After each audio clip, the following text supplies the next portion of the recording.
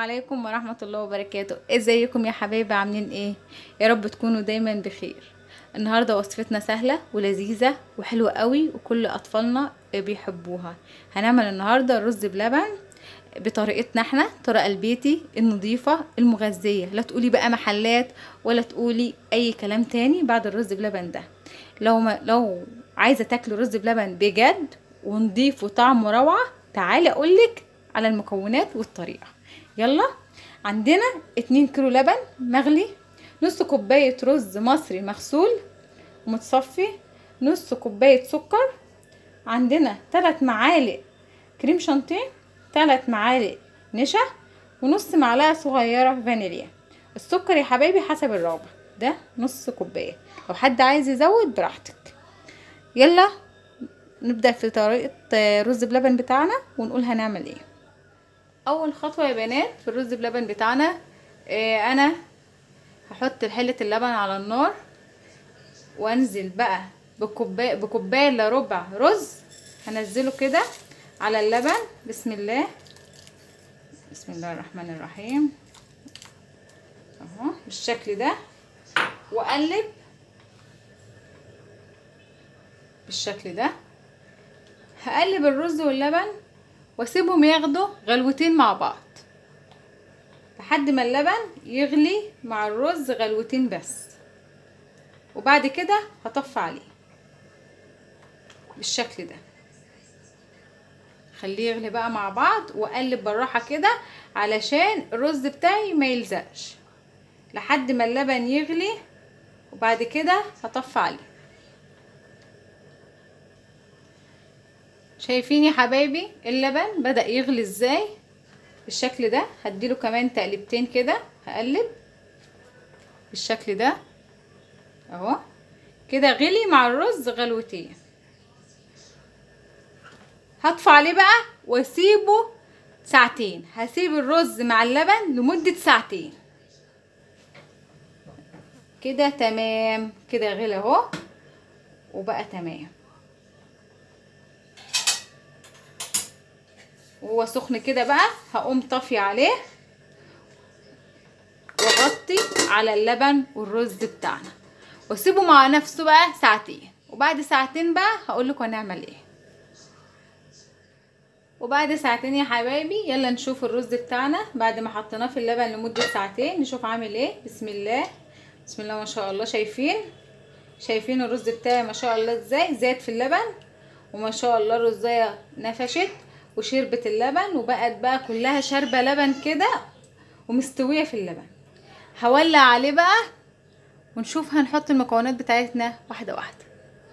بعد ما اللبن عندي سخن يا بنات بالشكل ده، انزل بقى بالسكر. بسم الله الرحمن الرحيم بالشكل ده، واقلبه في اللبن كويس لحد ما يدوب بالشكل ده. هفضل اقلبه لحد ما السكر يدوب. لو عايزه كميه السكر زياده زودي، لو عايزه قليل قللي حسب راحتك انت. بعد ما نزلت بالسكر هنزل بقى بالكريم شانتيه واحده واحده واقلبه بالشكل ده. هقلبه بقى مع بعض.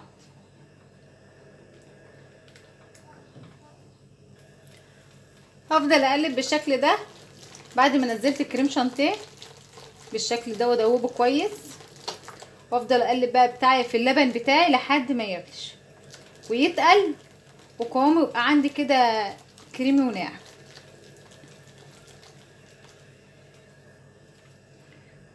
عندنا معلقتين قشطه اختياري، بده قوام حلو وبده طعمه جميل قوي للبن. لو موجود مفيش مشكله، لو مش متوفر برضو مفيش مشكله. هقلبهم كويس في اللبن مع بعض.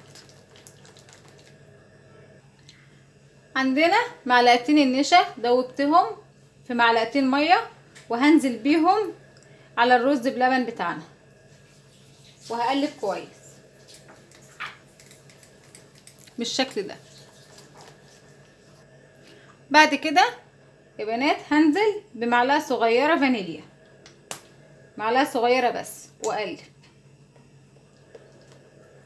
شايفين بسم الله ما شاء الله الرز بلبن بتاعي معايا عامل ازاي؟ ما شاء الله تحفه جدا. ده القوام المظبوط، والرزايه بتاعتي ما شاء الله شاربه اللبن ونافشه ازاي. بسم الله ما شاء الله، اللهم صل وزد وبارك. ما شاء الله تحفه جدا يا بنات. لا تقولي بقى محلات ولا تقولي لي مطاعم، الرز البيتي باللبن بتاعنا تحفه جدا. هفضل اقلب فيه كده يا حبايبي لحد ما يبدأ يغلي معايا. شايفين بالشكل ده بدأ يغلي بالشكل ده كده. بسم الله ما شاء الله هفضل اقلب.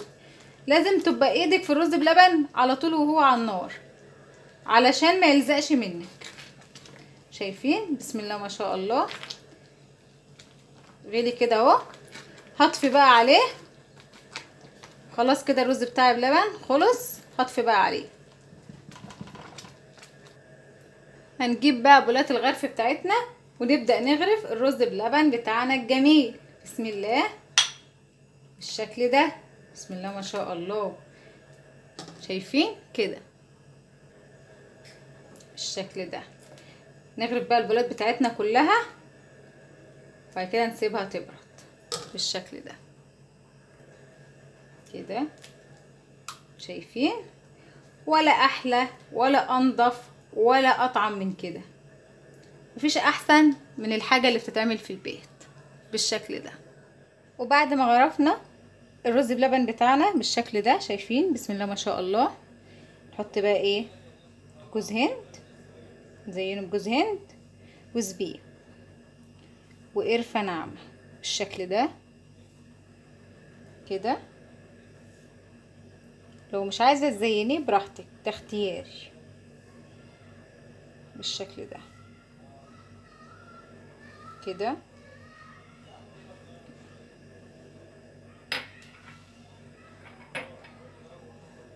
عندنا زبيب بسم الله كده كده بالشكل ده. نزين الاطباق بتاعتنا بالزبيب وجوز الهند والقرفه الناعمه بتديها طعم وجميل قوي مع الرز بلبن. القرفه حلوه قوي يا بنات مع الرز بلبن، جربوها.